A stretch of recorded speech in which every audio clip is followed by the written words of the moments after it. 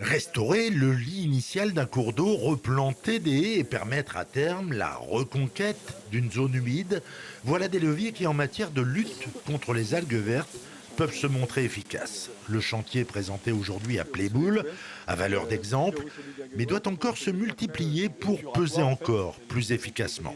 On travaille sur le sujet de l'azote, donc un sujet qualité de l'eau, mais on va travailler aussi sur les questions de biodiversité, de préservation de l'environnement, préservation aussi de la lutte contre le réchauffement climatique. Et ça, c'est quelque chose qui pour nous est intéressant. C'est-à-dire que quand on fait du bocage, quand on fait de la restauration des milieux aquatiques, on travaille tous ces sujets-là.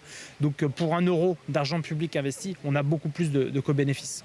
Sur les 3 bassins versants du département, 1300 exploitations agricoles ont été recensées et ont eu 3 ans pour se mettre en conformité quant à la gestion de leur flux d'azote.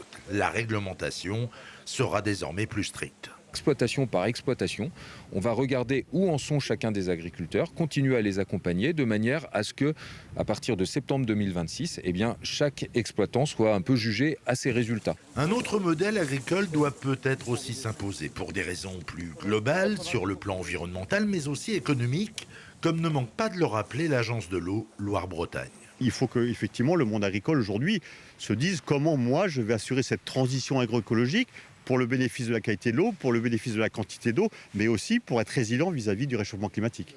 On retiendra quand même que sur le territoire de la baie de la Fresnay, le taux de nitrate a baissé de 56 mg par litre à 36 en l'espace de 15 ans. Une petite reconquête qui aura mobilisé, ne l'oublions pas, beaucoup de temps et surtout beaucoup d'argent public.